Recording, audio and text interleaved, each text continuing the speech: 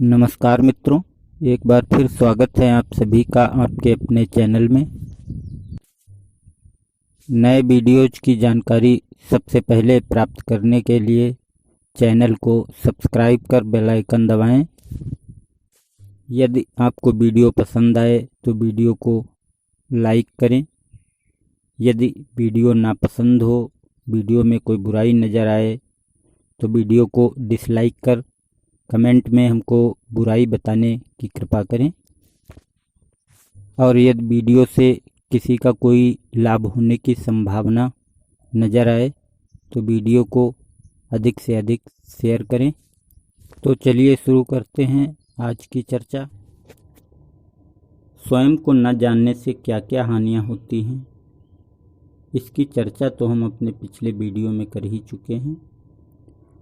और अपने आज के वीडियो में हम गुरु की महिमा के संबंध में जानेंगे। गुरु किसे बनाएं ये जानेंगे। गुरु के कार्य क्या क्या हैं ये जानेंगे। आध्यात्म में गुरु का महत्व क्या है, इस पर विचार हम करेंगे। लेकिन इससे पहले हमें ये समझने की ज़रूरत है कि कौन किसे जानेगा। तो यहाँ पर जानना है हम सभी के मूल स्वरूप को, संपूर्ण सृष्टि के आदि कारण आत्मा या परमात्मा को। और इसे जानने में कोई अन्य सक्षम भी नहीं है, यानी कि ये आत्मा या परमात्मा स्वयं ही स्वयं को जानता है। इसका अर्थ ये हुआ कि हमारा ब्रह्म स्वरूप, जिसे अहंकार भी कहा जाता है, इस आत्मा या परमात्मा को कभी भी नहीं जान सकता। इसलिए स्वयं को जानने के लिए हमारे मैं के भाव को इस ब्रह्म स्वरूप से हटके आत्मा या परमात्मा में आना ही होगा। और हमारे ब्रह्म स्वरूप का अस्तित्व सिर्फ उसमें हमारे मैं के भाव की ही वजह से होता है। तो यदि इसे हम संक्षेप में कहें तो आत्मा या परमात्मा या स्वयं को जानने का मतलब है हमारे ब्रह्म स्वरूप का मिटना। अभी हम जिसे मैं समझते हैं, जो हमारा अहंकार है, उसका नाश ही, उसकी मृत्यु ही हमें हमारे वास्तविक जीवन, हमारे वास्तविक मैं आत्मा या परमात्मा से परिचित करा सकती है। यानी कि हमारा मिटना ही हमारा जीवन है, हमारा मिटना ही आत्मदर्शन है या परमात्म दर्शन है। और इस ब्रह्म स्वरूप के मिटने का एक ही उपाय है, इसका पूर्णतया शांत हो जाना। इसके लिए बहुत सारे साधन हैं। हम नीचे से ऊपर तक प्रत्येक साधन की चर्चा करेंगे, परंतु हम आज अपने महत्वपूर्ण विषय पे चर्चा करेंगे। सर्वप्रथम तो आप ये समझिए, आध्यात्म में गुरु का एक विशेष महत्व है। क्योंकि यदि हम किसी को भी गुरु नहीं बनाते हैं तो सब कुछ करने वाले हम ही होंगे।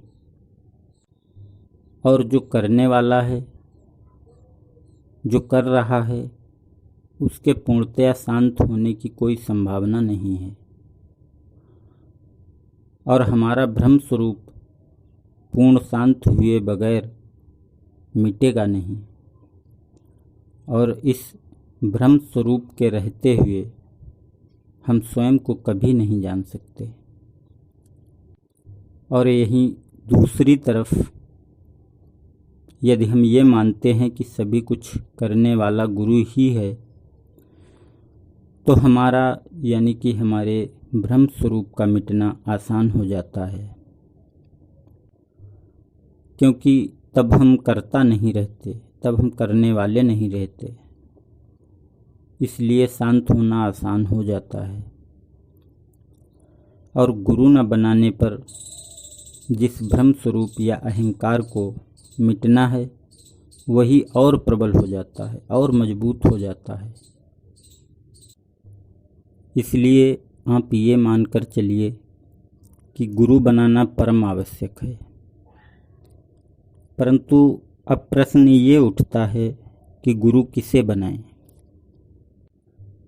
तो सबसे प्रमुख बात है कि गुरु का काम है तुमको मिटाना, तुम्हें नष्ट करना, तुम्हें शांत करना, तुम्हारे विचारों को कम करना।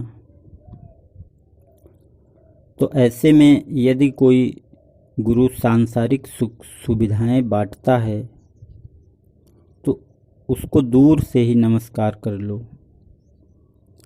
यदि आप वास्तव में स्वयं को जानना चाहते हैं तो ऐसे गुरु के पास भूल कर भी मत जाना,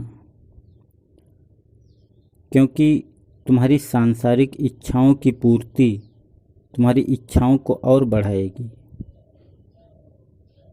और तुम्हारी इच्छाएं बढ़ेंगी तो तुम्हारे विचार बढ़ेंगे, और इससे तुम्हारा भ्रम स्वरूप और पुष्ट होगा। और एक वास्तविक गुरु अपने शिष्य के अहंकार को नष्ट करता है, उसको बढ़ाने के उपाय कभी नहीं करता। कुछ लोगों ने ये भ्रम फैला रखा है कि गुरु उसे बनाओ जिसे आपने स्थूल शरीर में देखा हो।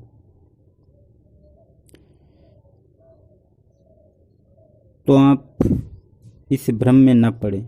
ये मात्र एक भ्रम है, इसमें जरा भी सच्चाई नहीं है। और मैं तो कहता हूँ जहाँ तक हो सके आप स्थूल शरीरधारी गुरु के चक्कर में न ही पड़ें तो ही बेहतर है। क्योंकि यदि आप ज्ञानी होते तो आपको गुरु की आवश्यकता ही नहीं होती, और अज्ञानी हैं तभी तो आपको गुरु की ज़रूरत है। और एक अज्ञानी का निर्णय सही होगा या गलत, इस बात की क्या गारंटी है? आप गुरु को कैसे परखेंगे?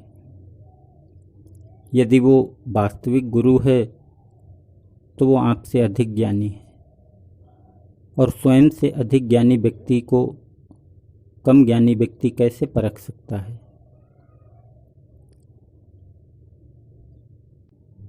ऐसे में संभव है आप किसी आसाराम, राम रहीम जैसे गुरु के चक्कर में पड़ जाएं, जो खुद नरक में पड़े हैं, स्वर्ग भी नहीं पहुंच सकते। वो तुमको भला मुक्त कैसे करेंगे? आप किस आधार पर निर्णय करेंगे? हो सकता है मैं भी आसाराम या राम रहीम जैसा ही हूँ, मैं भी उन्हीं के पद चिन्हों पर चलने वाला हूँ। आप कैसे पता करेंगे? यहाँ बहुरूपियों की कोई कमी नहीं है। इसलिए स्थूल शरीरधारी गुरुओं के पीछे भागना छोड़ो, और फिर स्थूल शरीरधारी गुरु बनाने में एक संकट ये भी आता है कि आपके लिए उसे सब कुछ करने वाला मान पाना, उसे भगवान मान पाना बड़ा ही मुश्किल हो जाता है। और जब तक आप गुरु को भगवान के समान सभी कुछ करने वाला नहीं मान पाएंगे, तब तक आपका भ्रम स्वरूप पूर्णतया मिटना मुश्किल ही होगा। आप तो स्थूल आँखों से देखेंगे, आप देखेंगे ये दुर्बल गुरु जो खुद ही डंडे के सहारे चलता है, स्वयं खड़ा भी नहीं हो सकता, भला सभी कुछ कैसे कर सकता है? वास्तव में गुरु स्थूल शरीर नहीं होता, आत्मा या परमात्मा ही गुरु है। परंतु जब आप उस आत्मा या परमात्मा को जानने वाले हो जाएंगे, तब गुरु बनाने की क्या आवश्यकता होगी? उसे जानने वाला बनने के लिए आपको गुरु बनाना है,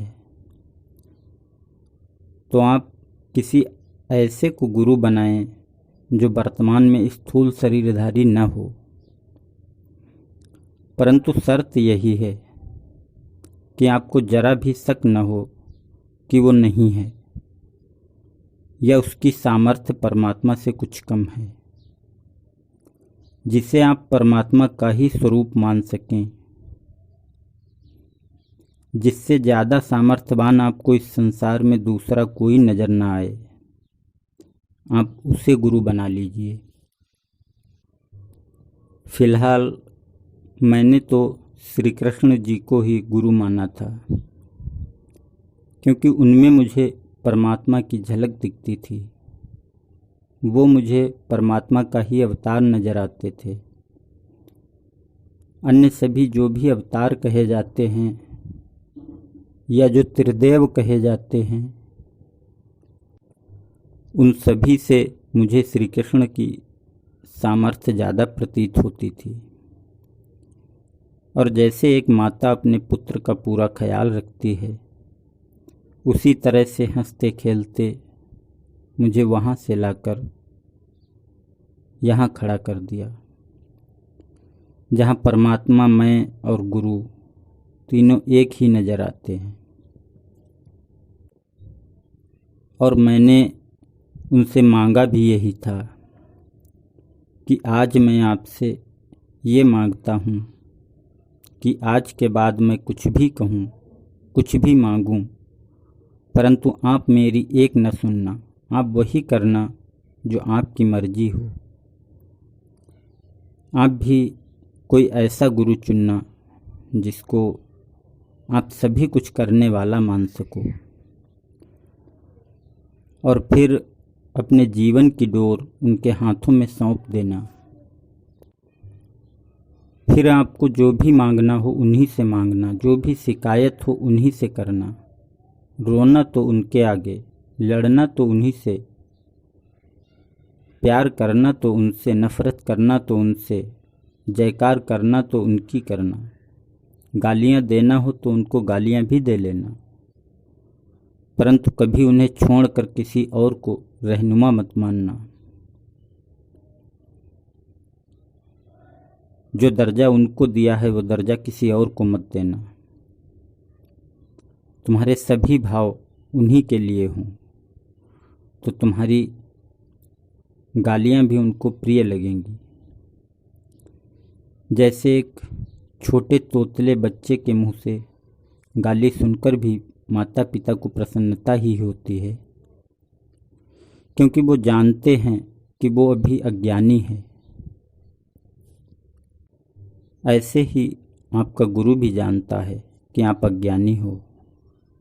आपकी गालियाँ इसी अज्ञान के कारण हैं और उसे, इसी अज्ञान को नष्ट करना है। यदि आप इस तरह से किसी को गुरु मान सकें तो वो आपकी नैया पार लगाकर ही मानेगा। ऐसा गुरु बनाने के बाद फिर आप जब भी सोएं तो ये मानकर सोएं कि आप अपने गुरु की गोद में सर रखकर सोए हुए हैं। ऐसी कल्पना में सोने पर आपका ध्यान पूरी रात गुरु में ही रहेगा। और इस अनन्य चिंतन का परिणाम ये होगा कि जो भी गुण, जो भी शक्तियाँ आपके गुरु में होंगी वो धीरे धीरे आप में अवतरित होने लगेंगी और आप अपने गुरु के ही समान हो जाओगे। आज की चर्चा यहीं तक। अब अगले वीडियो में हम गुरु या ईष्ट के मंत्र जप के संबंध में जानेंगे। किस तरीके से मंत्र जप करने से सबसे अधिक लाभ होता है, इन सभी बातों के संबंध में हम चर्चा करेंगे अगले वीडियो में।